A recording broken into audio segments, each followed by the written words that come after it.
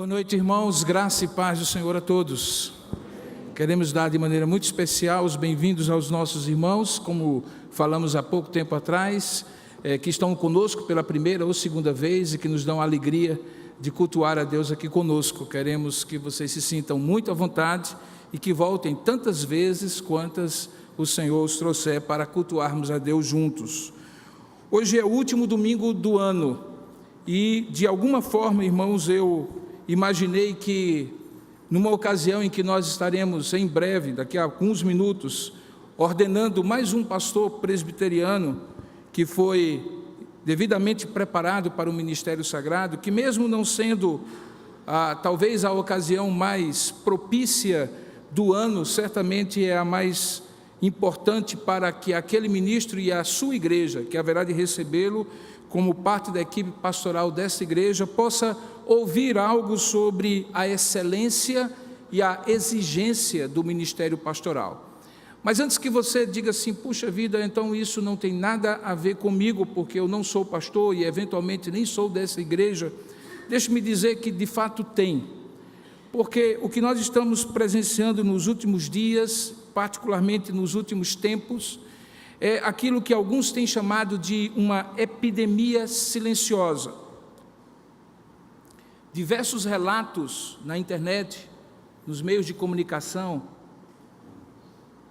nas listas de WhatsApp, nas redes sociais, têm dado conta de um aumento crescente de alguns efeitos, sem dúvida alguma, indesejáveis na vida de pastores e líderes eclesiásticos de um modo geral, com efeitos sobre suas igrejas e também sobre suas famílias.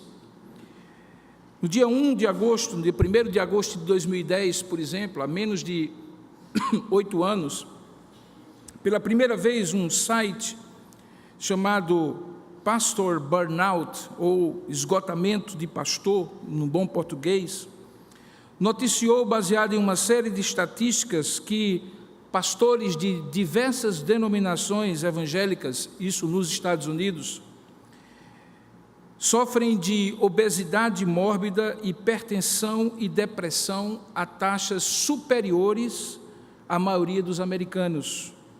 E que na última década, entre esses ministros, o uso de antidepressivos aumentou, enquanto sua expectativa de vida diminuiu, ao contrário do restante da população.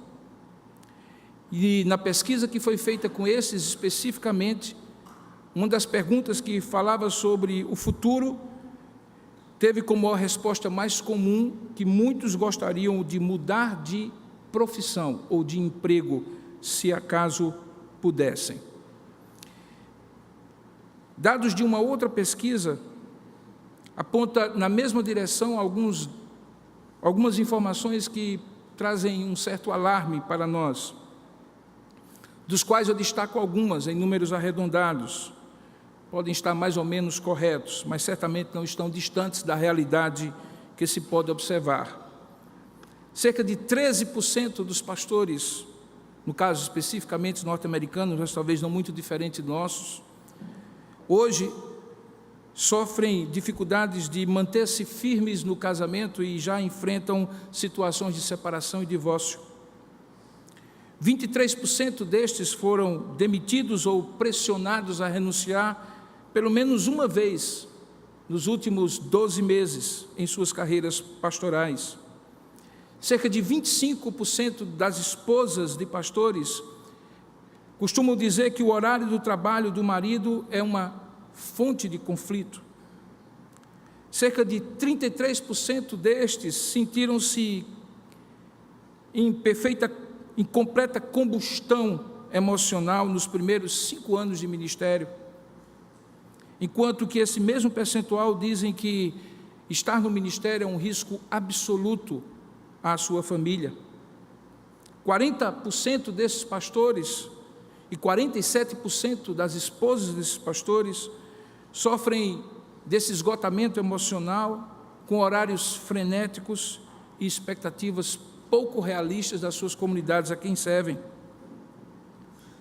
Cerca de 45% destes pastores, nessas pesquisas, dizem que experimentaram em algum momento essa depressão ou esse esgotamento mental ao ponto de precisarem tirar algum tipo de licença do ministério. 90% deles trabalham mais de 50 horas por semana e 94% sentem-se sob uma pressão incapaz de suportarem para ter uma família perfeita, um casamento perfeito e filhos perfeitos. Eu sei que esse tema é polêmico, irmãos, e talvez traga algum tipo de constrangimento. A boa homilética diz que a gente não deveria começar um sermão com dados tão alarmantes e tão negativos. Talvez para mim, pastor, talvez para alguns pastores que estejam aqui presentes, que costumam dizer e acreditam nisso, que a presença de Jesus na vida de alguém pode resultar numa verdadeira transformação de vida, soe vergonhoso ou constrangedor quando esses dados são levantados em pesquisas muito sérias. E talvez a você, que é membro da igreja ou membro de alguma igreja, esse mesmo tipo de informação também produz algum tipo de tristeza e preocupação em pensar que talvez aqueles que responderam a essas pesquisas não sejam os pastores mais crentes, mais consagrados, mais dedicados. E talvez você se surpreenda porque são exatamente esses os mais crentes, dedicados e consagrados que têm enfrentado essa luta. Particularmente, eu não me julgo o melhor modelo para falar sobre esse assunto. Os meus colegas de pastorado, os presbíteros dessa igreja, alguns de vocês sabem que essas 50 horas por semana para o pastor Robson talvez seja o mínimo a cada semana.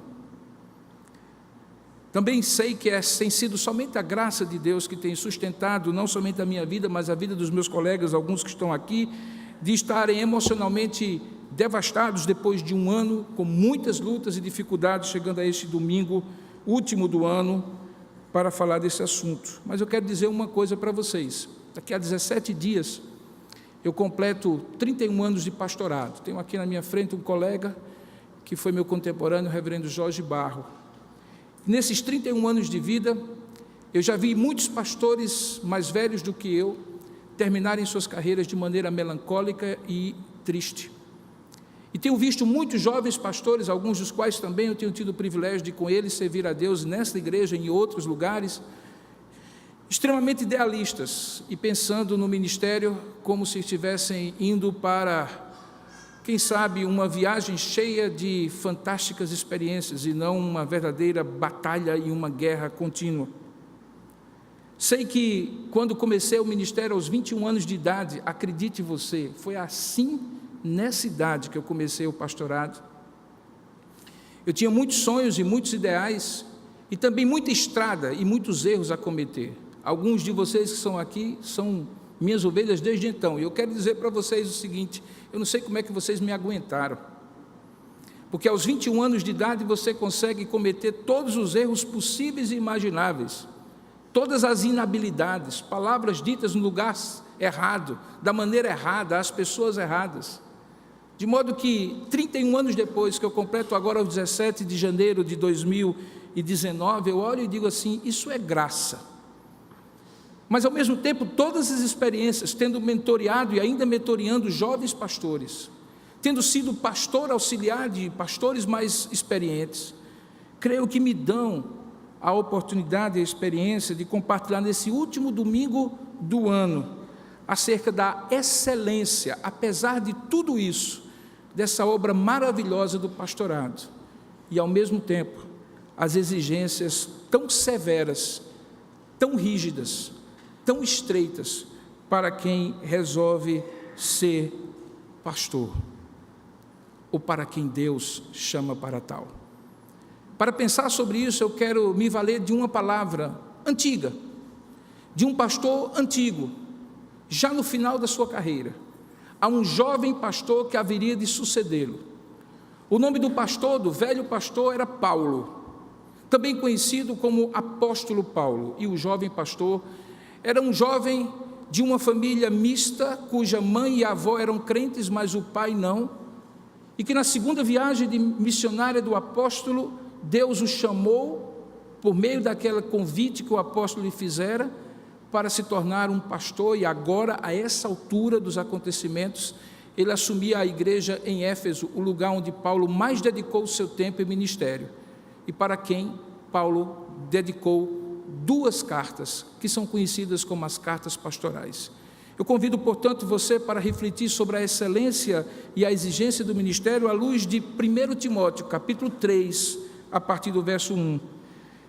E gostaria que, assim como nós estamos sendo absolutamente francos na condição de pecadores remidos que cuidam de outros pecadores, de doentes que cuidam de outros doentes, não de cegos que guiam outros cegos, porque temos Jesus, a luz do mundo, que nos dá a clareza do caminho, eu gostaria de convidá-los a ler comigo esse texto e juntos refletirmos sobre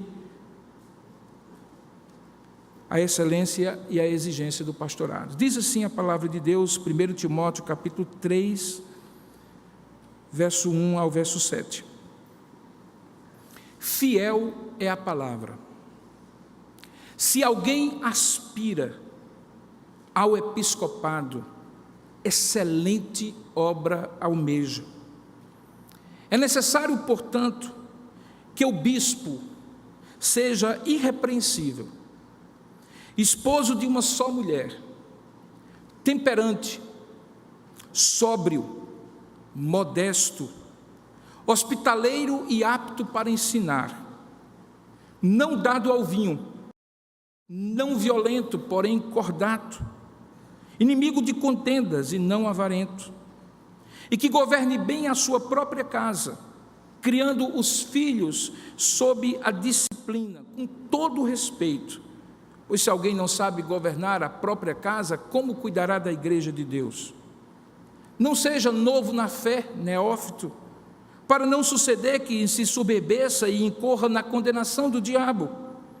Pelo contrário, é necessário que ele tenha bom testemunho dos de fora, a fim de não cair no opróbrio e na vergonha, e no laço do diabo. Fiel é esta palavra. Se alguém aspira ao episcopado, excelente obra almeja. Eu gostaria de convidá-lo a orar comigo nessa hora e pedir que Deus fale ao nosso coração. Eu coloquei diante de Deus 2 objetivos muito claros ao final desse sermão. Eu gostaria de, ao final do sermão, ter lhe ajudado e me ajudar também a entender como é possível compatibilizar, harmonizar essa realidade nua e crua que eu acabei de descrever com a certeza inabalável da beleza e da alegria de ser pastor de almas, aquilo que Paulo chama de excelente obra. E eu gostaria de também orientar você, ovelha, minha ovelha, ovelha dos pastores dessa igreja, ou de qualquer pastor a quem Deus lhe deu como cuidador da sua alma, a maneira como você pode ajudar o seu pastor a cuidar melhor de você e daqueles que você ama. Vamos orar juntos, pedindo que esses 2 objetivos sejam alcançados? Ó Deus amado e querido Pai, nós oramos para que o Teu Espírito Santo, que sopra sobre vale de ossos secos, como diz o profeta Ezequiel, e faz com que daquela não vida, suja vida, sopre nesse momento sobre as nossas vidas, de modo que qualquer secura, esterilidade, falta de vida ou desânimo, que essas palavras iniciais desse sermão possam ter trazido ao nosso coração, sejam trocadas pela Tua graça e misericórdia em palavras de ânimo e de encorajamento, quando recordamos aquilo que o Senhor nos diz, quando pela boca do apóstolo Paulo fala que é uma obra excelente esta de ser pastor. Mas ao mesmo tempo nos dá alegria, Pai, de também ver que Tu não nos nega e não nos omite a exigência que o Senhor tem para aqueles que são chamados, verdadeiramente chamados para o pastorado. Por isso, nessa ocasião em que vamos ordenar mais um ministro da palavra de Deus, e que nós vamos apresentar a essa igreja, a equipe pastoral para o ano vindouro, que o Senhor nos dê, mais do que tudo, a clareza de entender como isto se harmoniza, dificuldade nua e crua, exigências, decepções e desânimos que muitas vezes são pontuadas na vida do pastor, e com a alegria de servir a Deus, e como nós, como ovelhas do Senhor, podemos ajudar pastores a serem melhores pastores para a glória de Deus. Faça isso, Senhor, não por causa daquilo que eu preparei para falar, mas apesar daquilo que eu preparei, para que o teu nome é que seja glorificado, Jesus, o Supremo Pastor, é que seja exaltado, e acima de tudo, a tua graça nos dê hálito de vida, sopro de vida e encorajamento nesta noite. É assim que nós oramos, ó Pai, em nome e para a glória de Jesus Cristo. Amém. O apóstolo Paulo estava no final de sua carreira. Qualquer pessoa no final de uma carreira pode estar em dois momentos distintos, mas normalmente combinados entre si. Olhando para trás, qualquer pessoa em fim de carreira certamente tem recordado na mente e no coração todos os feitos, pequenos ou grandes, que realizou na carreira. Não há como um professor em vias de ser aposentado, um médico em vias de ser aposentado, um militar, um funcionário público, não recordar os momentos difíceis da carreira, mas ao mesmo tempo aqueles momentos em que sua atuação de alguma forma marcou a vida da instituição, das pessoas, aquilo que ele fez. O apóstolo Paulo não era diferente, ele certamente olhava para trás, em algum momento das cartas pastorais, ele dizia que o seu tempo de carreira estava se encerrando, e ele queria ser tão somente fiel até o finalzinho, cumprindo a carreira que lhe estava proposta. Mas nessa ocasião, quando ele escreve para Timóteo, um jovem pastor que estava na outra ponta da vida eclesiástica, ou seja, que estava começando o pastorado, que era verdinho, como a gente diz aqui no Nordeste, igualzinho galho de aveloz, que não sabia ainda o que era aquilo que iria enfrentar, ele trazia uma palavra que não baseava-se apenas na sua experiência, que não era apenas conselhos de um velho pastor para um pastor jovem, mas era algo que ele embasava na certeza absoluta do que Deus estava dizendo através dele, inspirando-o pelo Espírito Santo. Essa expressão, fiel é a palavra, é a segunda de 5 expressões que repetem exatamente esses termos. Fiel é a palavra. No capítulo 1, verso 15 dessa mesma carta, Paulo já tinha dito: fiel é a palavra e digna de toda aceitação, que Cristo Jesus veio ao mundo para salvar os pecadores, dos quais eu sou o principal. Aí ele diz esta segunda vez: fiel é a palavra, se alguém aspira ao episcopado, excelente obra almeja. Ele ainda haveria de escrever: fiel é esta palavra e digna de inteira aceitação, que o exercício físico é proveitoso, só que menos do que o exercício espiritual da piedade, porque tem a promessa de vida, que viveremos com ele se perseverarmos, não apenas agora, mas também na vida que há de ser. Depois ele ainda vai dizer: fiel é esta palavra, que se já morremos com ele, também viveremos com ele, e que se perseverarmos, também com ele reinaremos. Se o negarmos, ele por sua vez nos negará. Se somos infiéis ou formos infiéis, ele permanece fiel, pois de maneira nenhuma pode negar-se a si mesmo. E finalmente, agora escrevendo para Tito, um outro colega de pastorado, jovem como Timóteo, ele diz: fiel é essa palavra, e quero que no tocante a estas coisas faças afirmação confiadamente, para os que não têm crido em Deus, sejam solícitos, os que têm crido em Deus, sejam solícitos na prática de boas obras, pois essas coisas são excelentes e proveitosas aos homens. Então, por 5 vezes, Paulo usa essa expressão: fiel é esta palavra. A forma como a palavra é construída, como a frase é construída, que começa sem nenhum tipo de conexão. Ele não diz: portanto fiel é esta palavra, ou por isso é fiel esta palavra. Mostra que Paulo não estava conectando essa afirmativa, fiel é esta palavra, com qualquer coisa que ele havia dito antes. É como se ele encerrasse um assunto no versículo anterior e agora chamasse a atenção, como algumas vezes os pregadores dizem assim: olhe para mim, por favor, dê a sua atenção, e então ele joga de uma vez só: fiel é esta palavra. Não há nenhum portanto, não há nenhum assim pois. Ele simplesmente está dizendo que aquela palavra era algo digno de confiança, algo em que se podia crer piamente, baseado tanto na verdade absoluta da palavra de Deus, como na própria experiência do apóstolo. Simon Kistemaker, um comentarista do Novo Testamento, diz que esta é uma proposição que sustenta uma verdade cristã crucial, procedente da reflexão do próprio Paulo, e que agora, usada para outros, sob inspiração do Espírito Santo, se tornou uma confissão concisa e coerente, um testemunho da experiência cristã que chama todos que o escutam a crer nela. Tudo que vai ser dito a partir de agora, a partir dessa expressão, fiel a esta palavra, aponta para essas duas verdades que eu gostaria de juntar numa mesma proposição e refletir com os irmãos hoje à noite. E que são a excelência e a exigência do pastorado. Duas faces de uma mesma moeda, dois lados de uma mesma moeda, duas verdades que se complementam. Uma que aponta para a excelência do ministério e a outra que aponta para a exigência do ministério. Uma não depende da outra, mas sem dúvida alguma, uma complementa a outra. E mais do que isso, uma tem tanto valor como a outra. Se você voltar os seus olhos novamente para o texto, você vai ver que essa verdade absoluta que Paulo diz, digna é esta palavra de toda aceitação,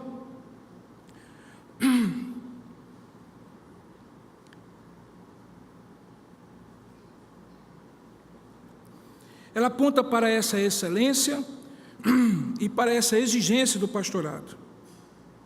E ela diz, em primeiro lugar, a seguinte verdade: é que a excelência do pastorado está essencialmente na vocação daquele que chama para uma obra excelente. A excelência não está em quem é chamado, a excelência está na obra e naquele que chama. Veja o verso primeiro, ele diz assim, após falar a expressão, fiel é a palavra, ele diz que se alguém aspira ao episcopado, excelente obra almeja. E aí perceba que há uma espécie de dupla de palavras. A palavra aspirar, ela se complementa pela palavra almejar. E a palavra episcopado se complementa pela palavra ou pela expressão excelente obra. Então podemos dizer que quem aspira e almeja o episcopado também aspira e almeja uma excelente obra. É isso que o apóstolo está querendo dizer. Fica claro então que é possível que alguém possa desejar. Frequentemente os conselhos de igrejas recebem jovens, irmãos amados, dentre vocês, que em dado momento dizem assim, eu estou sentindo vontade de servir a Deus, quem sabe Deus está me chamando para ser pastor. No caso específico da Igreja Presbiteriana do Brasil, essas pessoas são chamadas ao conselho da igreja, e nós como presbíteros, pastores e presbíteros, temos o cuidado de olhar para aquela pessoa e ver se a igreja reconhece que existe ali uma vocação para além de simplesmente servir a Deus, nos vários ministérios que uma igreja dispõe, e mais, se aquela convicção é uma convicção tão firme, não que a pessoa almeje apenas, não apenas que a pessoa aspire a alguém ou algo servindo a Deus, mas que seja efetivamente uma convicção de chamado. Como eu costumo dizer, o pastor pode perder tudo no pastorado, irmãos.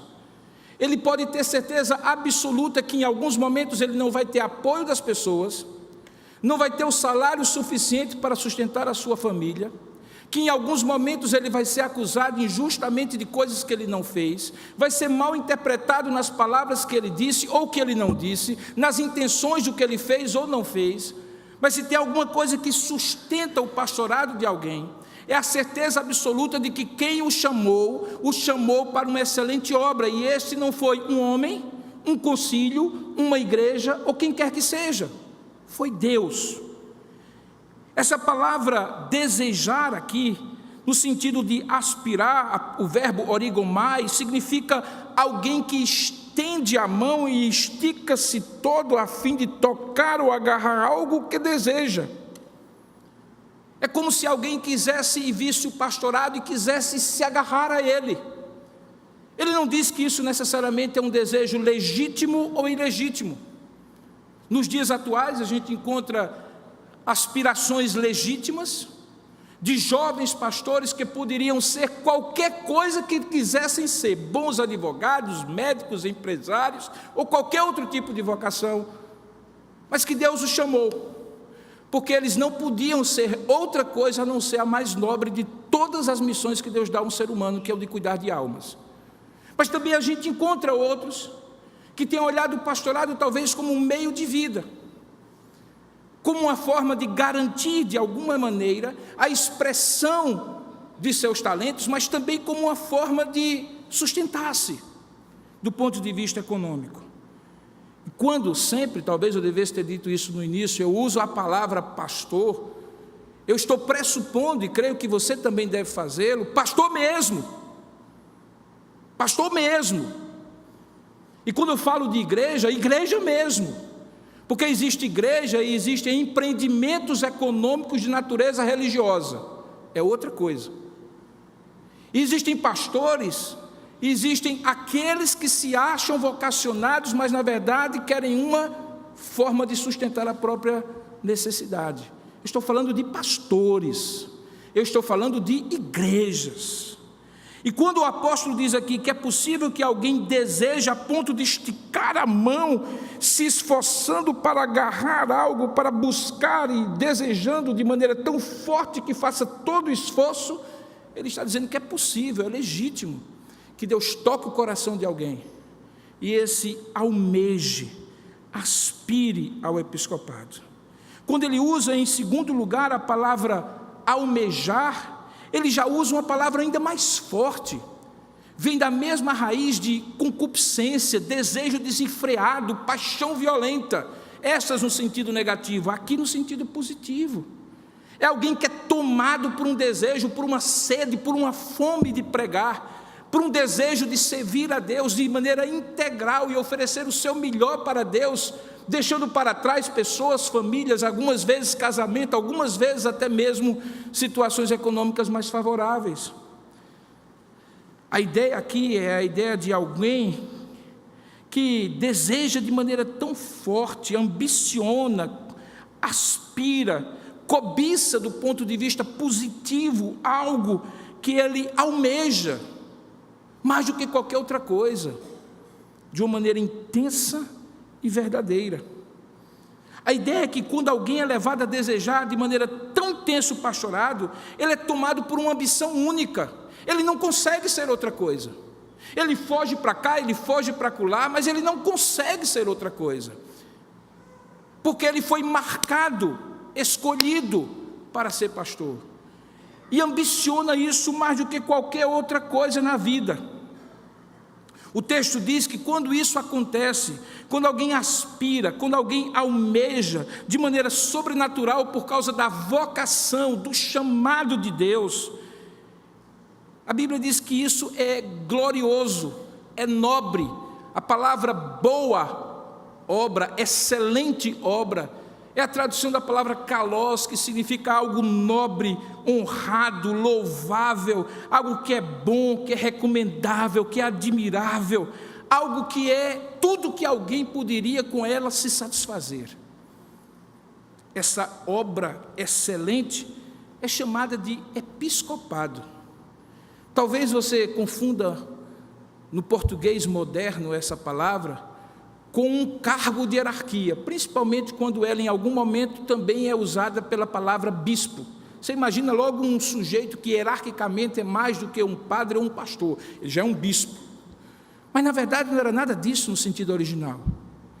Episcopos, a tradução da palavra por bispo, é alguém que supervisiona, que toma conta, que cuida, do alto as ovelhas que embaixo estariam à mercê de qualquer perigo. Ele se põe no lugar mais alto e olha de cima para baixo, tomando conta, cuidando, guardando as ovelhas. Ele é um episcopos porque ele vê aquilo que Deus, que é o supremo pastor, chamou ele para ver em termos de riscos para as ovelhas. É assim, por exemplo, que o apóstolo Paulo, quando se despede dos presbíteros de Éfeso, para nunca mais vê-los, depois de ter passado 3 anos pastoreando, diz assim: atendei por vós e por todo o rebanho, sobre o qual o Espírito Santo vos constituiu bispos, tomadores de cuidado, cuidadores, curadores, para pastoreardes a igreja de Deus, que ele comprou com o seu próprio sangue. E o que Paulo via que eles precisavam ver, ele diz assim: eu sei que depois da minha partida, entre vós penetrarão lobos vorazes, que não pouparão o rebanho, e que dentre vós mesmos se levantarão homens falando coisas pervertidas para arrastar os discípulos atrás deles. E aí ele diz aquilo que é talvez a função mais importante do pastor: portanto, vigiai o rebanho do Senhor. Lembrando que eu fiz isso por 3 anos, noite e dia, e não cessei de admoestar com lágrimas a cada um deles. Agora é vocês que vão ser os bispos deste rebanho. Perceba que há um desejo, há um almejar, mas esse desejo, esse almejar, só vem por causa de Deus. Ninguém escolhe ser pastor, ninguém decide ser pastor, Deus escolhe. Deus chama a igreja, o presbitério, os pastores mais experientes, o seminário, eles capacitam, eles reconhecem, eles dão oportunidade, mas quem é pastor só precisa da Bíblia nas mãos e alguém para ouvir o seu sermão. No sertão mais inóspito, entre os ribeirinhos da Amazônia, e não apenas num lugar com ar-condicionado e pessoas confortáveis e cheirosas como vocês, com pouca ou com muita gente. Há 31 anos, quando eu comecei subindo em cima de carga de tijolo, que ia de João Pessoa para a Baía da Traição, quando não havia estrada calçada até a Baía da Traição, e quando eu chegava de Rio Tinto para lá, eu tinha que tomar um banho, e o único lugar que eventualmente eu não tinha barro dentro de mim era um lugar que estava coberto, porque dentro da orelha, dentro do ouvido, dentro da boca, no nariz, dentro do cabelo, em tudo que era lugar, eu tinha que tomar um banho de 2 boas horas para poder pregar, e muitas vezes com meus 2 colegas de curso, final de semana sim, final de semana não, era cuscuz com sardinha, cuscuz com presunto, cuscuz com queijo, cuscuz com ovo, porque eram as únicas coisas que a gente tinha para comer, e fazia o final de semana inteiro, pregação de casa em casa, sendo rejeitado, porque as pessoas não admitiam a ideia de que uma igreja pudesse surgir na região urbana de Baía da Traição. Hoje ainda está lá, uma igreja do Betel brasileiro, onde eu estudava na época. Essa obra excelente não é outra, irmãos. É uma obra de tomar conta da igreja do Senhor, das ovelhas, do rebanho do Senhor, como se elas fossem suas sem serem.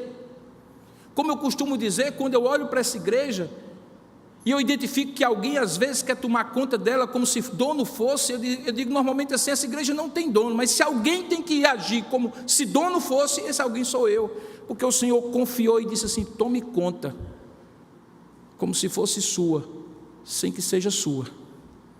E talvez aí há o grande segredo do pastorado, é que nós somos chamados para tomar conta das ovelhas do Supremo Pastor, que confiou aos cuidados de homens, outros homens, ao cuidado de pecadores, outros pecadores, aos cuidados de alguém que está precisando ainda crescer na graça e no conhecimento do Senhor, outras pessoas que estão precisando crescer na graça no Senhor.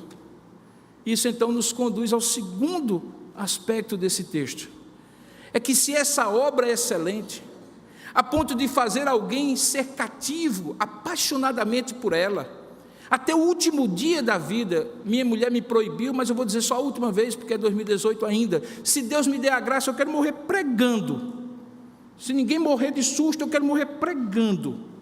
Aposentadoria, jubilação, para quem é pastor, me desculpe, está fora de cogitação. Você quer fazer isso até o último dia da sua vida, porque você não consegue fazer isso de maneira outra, nem viver a sua vida de maneira outra que não seja pastoreando. Quando alguém pensa, eu acho que talvez eu não nasci para isso, eu vou ser outra coisa, sabe, pode ser que isso passe em algum momento no coração de um pastor, mas a ponto de tirá-lo do ministério, talvez seja a maior prova de que talvez ele poderia ter servido a Deus, mas não necessariamente sendo pastor. O segundo ponto é que o compromisso do pastorado está essencialmente na exigência para quem é chamado. Eu costumo dizer assim, sabe, que o pastorado pode ser até para qualquer um, basta que Deus o chame, mas nunca será para todo mundo.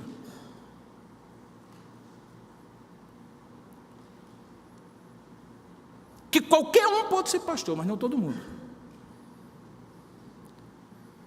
Porque a exigência do compromisso é atendida apenas pela graça e poder de Deus sobre aqueles a quem Ele chama, irmãos. O Deus que chama para uma tarefa excelente, mas impossível de ser cumprida, é o Deus que dá a cada dia sabedoria e poder, graça e misericórdia para que se cumpra aquilo que, humanamente falando, seria inalcançável. Veja o que diz o texto no verso 2. Depois de dizer que a obra é excelente, ele, no entanto, faz uma lista interminável. Quando ele começa e diz assim, é necessário, portanto, aí vem um portanto, porque a obra é excelente, é necessário, por causa desta obra excelente, que o bispo ou o pastor seja irrepreensível. Essa palavra é a palavra que explica tudo o que vem depois. Significa alguém que seja inatacável. Alguém que não tem nada sobre o qual um adversário pode agarrar-se para fazer uma acusação. Isso não quer dizer que acusações não apareçam. Isso não quer dizer que censuras não apareçam. Não quer dizer que perseguições ou ataques, inclusive contra a reputação dele e dos pastores, como ele mesmo lembra, o apóstolo, não apareçam, porque todo aquele que quiser viver piedosamente, crente ou pastor, padecerá perseguição, diz o Senhor. Mas é que, como diz Hendrickson, comentando esse texto, os inimigos podem até suscitar todo gênero de acusação, mas as mesmas são tidas como falsas ao se empregarem métodos justos de investigação. Vá atrás e você vai ver se é ou não difamação, se é ou não calúnia, se é ou não justo. Paulo fala, portanto, aqui, quando ele usa o termo irrepreensível, daquilo que a gente chama de compromisso pela integridade. Eu costumo dizer que integridade é tudo que uma rolha não é, que uma cortiça não é, que uma substância porosa não é. Integridade não é perfeição. Integridade é algo que é roliço, que é compacto, que é impenetrável. O compromisso é inadiável, é insubstituível, é integridade, é algo inteiro. Paulo fala desse compromisso, e ele diz que esse compromisso vai dar a esse pastor o testemunho favorável de dois grupos: os de dentro, que convivem diariamente com eles,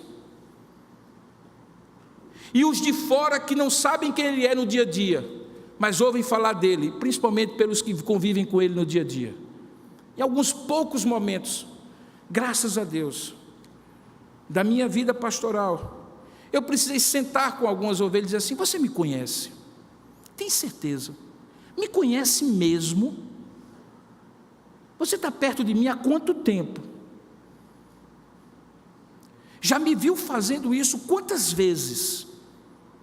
Já me viu dizendo isso quantas vezes? Em quantas ocasiões? Tem certeza? Mesmo? E frequentemente, querido, é preciso que as pessoas reflitam que quando o apóstolo Paulo faz uma lista interminável, ele não está falando de uma lista interminável de perfeições pastorais. Talvez nem o próprio apóstolo Paulo poderia cumprir essa lista, porque ele mesmo bate no peito e diz assim: fiel é a palavra, que Jesus veio para morrer por pecadores, dos quais eu sou o principal. Portanto, Paulo reconhecia que tinha pecados e falhas. Mas ele está falando de algo que se chama exatamente o que eu estou dizendo: integridade. Veja, há aspectos familiares envolvidos nessa integridade, mas não para sempre. Filhos de pastores adultos são responsáveis pelos seus atos. Esposas de pastores são responsáveis pelos seus atos. Ainda que, se alguém não sabe governar a própria casa, não pode cuidar da igreja de Deus. É trágico, irmãos, quando eu vejo as exigências que muitos crentes fazem sobre a vida dos filhos dos pastores, como se eles não fossem crianças, como qualquer outra, adolescentes em conflito como qualquer outro. que vão acertar e errar como qualquer outro, mas porque são filhos de pastores, precisam ter um padrão angelical de conduta. Quantas vezes o próprio filho do presbítero, do diácono, do membro da igreja não tem? E aí eu vejo pastores, colegas meus, tristes e amargurados, porque os filhos já não querem ir para a igreja, porque ao invés do crente exortar o menino ou a menina num comportamento incorreto, de acordo com a palavra de Deus, o único argumento que usam é: você é filho de pastor, não pode se comportar desse jeito. E aí a criança, que por natureza é brincalhona e irreverente, diz: então não quero mais ser filho de pastor, não quero mais ser filho de pastor. E aí você encontra anualmente, por 2 anos seguidos já tenho estado com eles, um encontro de filhos de pastores, que acontece em Garanhuns a cada ano. E as histórias que eu escuto são histórias de meninos que nasceram e se criaram na igreja crentes, mas que se desviaram como filhos de muitos outros, duvidaram da fé como filhos de muitos outros, e que agora estão sendo resgatados para crerem novamente, porque a igreja tirou a fé dessas crianças e adolescentes, quando exigiu deles, baseado erroneamente nesse texto, de que eles fossem perfeitos. Não eram, não seriam e nenhum deles será.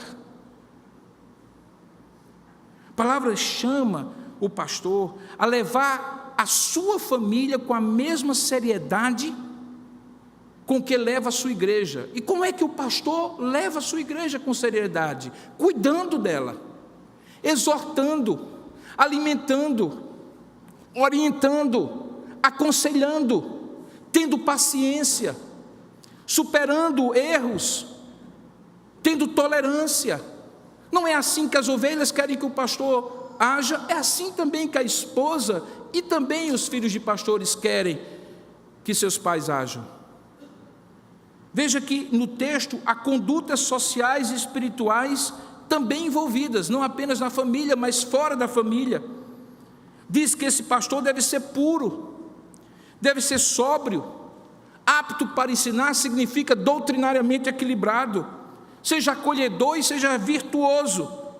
E isso tudo, quando visto e contemplado, conduz a que as pessoas glorifiquem a Deus por aquele pastor. Pastor não precisa ser simpático, irmão. Pastor precisa ser íntegro. A gente se coloca em determinadas posições como pastor que ninguém quer colocar. Recentemente, no período da eleição, não foi nenhum pastor auxiliar, nem nenhum presbítero da igreja, nem nenhum irmão da igreja que teve que, em grupos de WhatsApp, repreender, exortar, corrigir pessoas que estavam quebrando o código de conduta da igreja, fazendo campanha eleitoral dentro dos grupos de WhatsApp. Teve um dos colegas que disse assim para mim: pastor, o senhor está se expondo demais. Eu digo: mas isso é pastorado, irmão.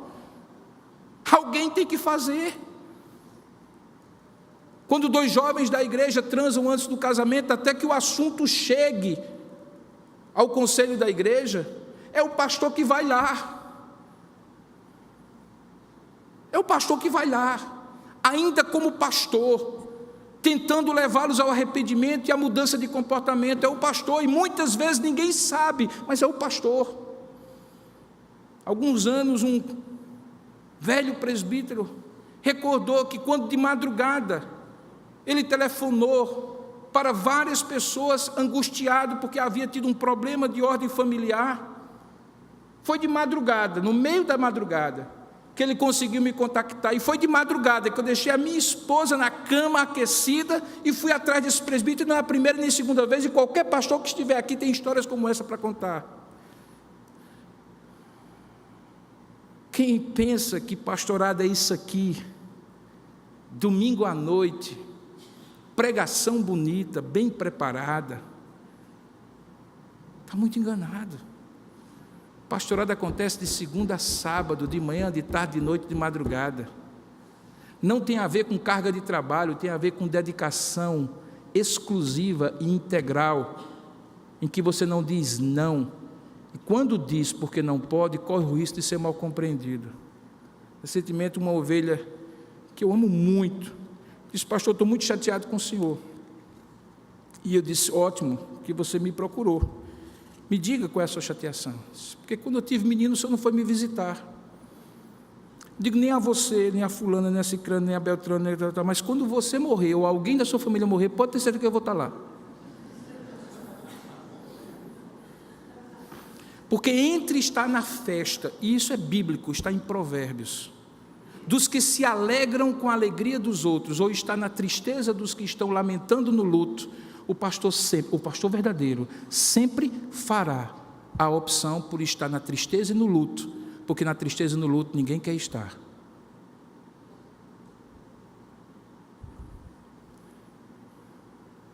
Eu passei 23 anos, irmãos, sem nenhum tipo de convivência, conciliar, a não ser cumprir as minhas exigências de ir aos concílios, fazer os meus votos, contribuir com a minha contribuição e assim por diante. Deus, sem eu pedir, sem eu buscar, sem eu ambicionar, me colocou à frente de um presbitério por 4 anos, depois à frente de um sínodo por 6 anos, depois no conselho de curadores do Instituto Mackenzie, agora já por 5 anos. E durante todo esse tempo, se não fossem esses colegas pastores que estão aqui e outros que já passaram e que me ajudaram a cumprir esta missão que eu entendi como missão, embora alguns até acharam que eu estava ganhando para isso, acredita? Que eu tinha um salário extra para viajar de madrugada, muitas vezes depois do culto, às 2h30 da manhã, para pegar um voo noturno e chegar de manhãzinha cedo, tomar um banho rápido no hotel e correr para uma reunião de 18 horas às vezes, e voltar no mesmo dia às 22h25, para no outro dia estar no gabinete pastoral. Acreditem em vocês, a ponto de eu precisar chamar e dizer assim: meu irmão, você está dizendo a alguém que eu estou ganhando dinheiro para fazer isso? Eu não acredito. Você não me conhece? Foi uma daquelas, você não me conhece não? Você está comigo há quanto tempo?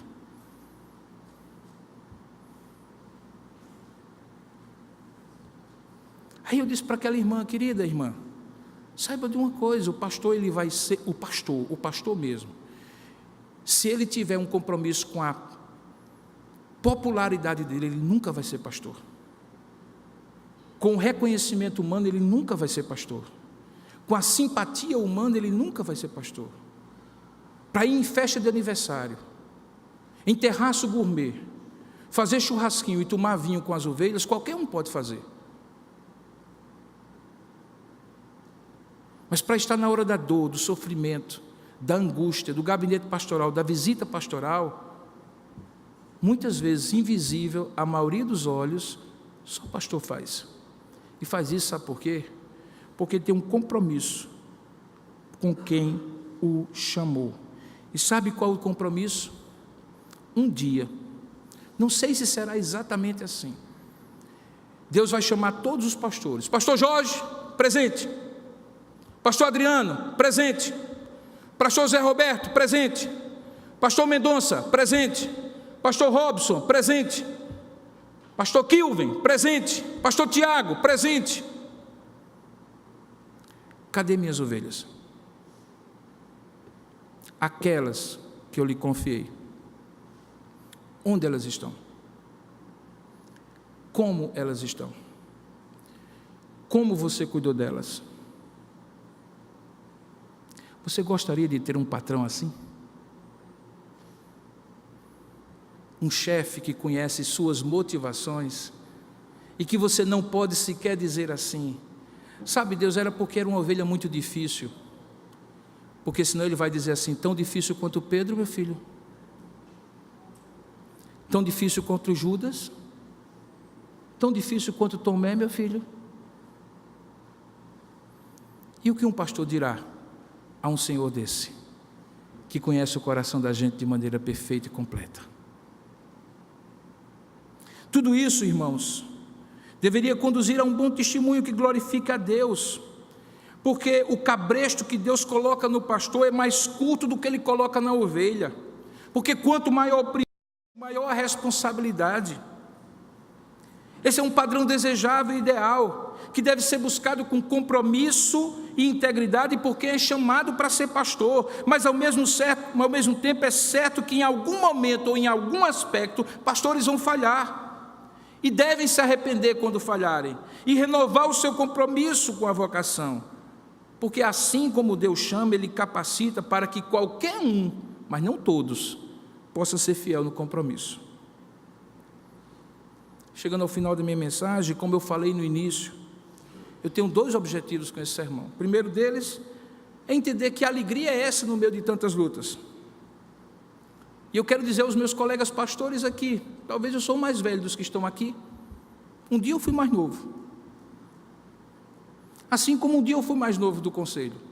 Na época em que era presbítero, Filadelfo Figueiredo, Newton Jorge. Na época que Marílio era presbítero. Na época que Eduardo era presbítero efetivo da igreja. Mas hoje eu sou o mais velho, pelo menos dos pastores aqui presentes, e do meu presbitério. E o terceiro mais velho, ou o quarto mais velho do sínodo inteiro. Então eu acho que eu tenho alguma coisa para dizer. Diga aos meus colegas pastores, não procurem o reconhecimento e a aprovação das ovelhas que vocês servem, porque vocês não terão. Não é que elas são ruins, elas são isso aí que estão do seu lado, elas só são ovelhas, e ovelha não entende o que é ser pastor. Sabe aquela história que a gente diz para os filhos? Ah, você vai entender quando você for pai, quando você for mãe, e os meninos olham assim para mim e para você, e dizem assim, que dramático. E você então diz assim, quem tem com que me pagar, não me deve nada.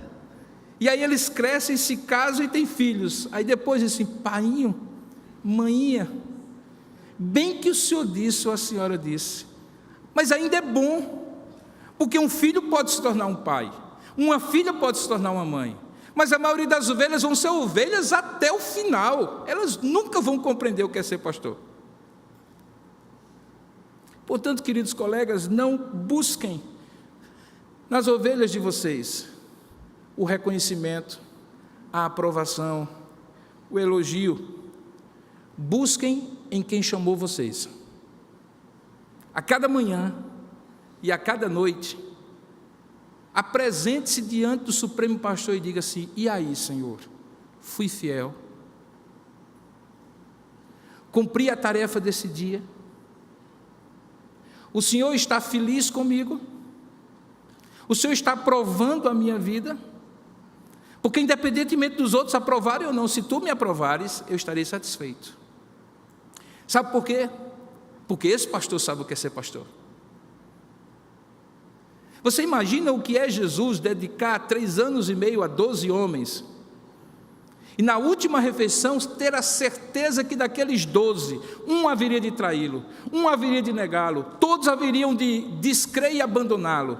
Depois de 3 anos e meio de discipulado e mentoreamento intenso, porque Judas foi quem fez o que fez, Pedro também, Tomé também e os demais, não mais porque o pastor era ruim, o pastor é Jesus. Essas ovelhas não podem reclamar do pastor, o pastor é Jesus.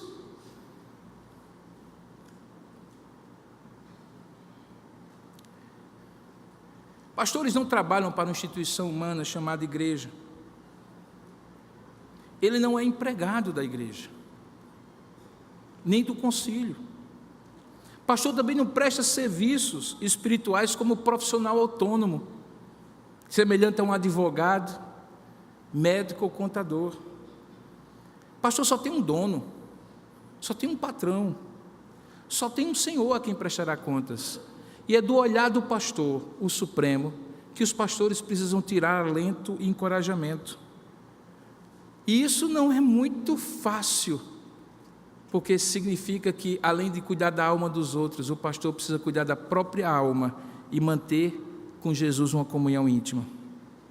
Claro que os pastores têm deveres com as igrejas, com os rebanhos, eles devem prestar contas diante de Deus. Tanto é que o apóstolo Pedro, outro apóstolo, pastor, dizia assim, pastoreai o rebanho de Deus que há entre vós, não por constrangimento, mas espontaneamente, como Deus quer, nem por sorte da ganância, mas de boa vontade, nem como dominadores dos que vos foram confiados, antes tornando-vos modelos do rebanho. E logo que o Supremo Pastor se manifestar, de quem recebereis a inacessível coroa de glória? Do Supremo Pastor. Ou seja, se ovelhas não entendem pastor, só o Supremo Pastor entende, Ele coloca ao lado da gente pastores que entendem a gente. Pastor precisa de pastor. Se um pastor efetivo convida colegas para ajudá-lo, é um reconhecimento, irmãos, de sua limitação. Não é porque ele não quer trabalhar, não, pelo contrário, ele quer trabalhar naquilo que Deus o capacitou para trabalhar, mas ele não é bom nisso, nem naquilo outro. E como um time que precisa do centroavante, mas também do zagueiro, do volante e do lateral, uma equipe pastoral é formada não por clones do pastor, mas por pessoas que complementam a vida do pastor. E uma igreja madura precisa entender isso, que quando o pastor auxiliar está visitando você, é o pastor efetivo que está lá com você. Mas quando o pastor auxiliar, por falta de experiência, ainda não prega bem como o pastor efetivo, não é porque ele é incapaz, é porque ele está aprendendo. Porque também se aprende a ser pastor. E você tem que ter paciência como ovelha. Porque se botasse você para pregar, você faria pior. Coisa boa é falar que Neymar não faz o gol. Bota uma bola na sua frente para ver se você faz. Uma equipe pastoral é uma equipe de amigos. Eu olho para esses jovens pastores, alguns que já passaram e outros que estão comigo, e eu os considero como amigos. No dia em que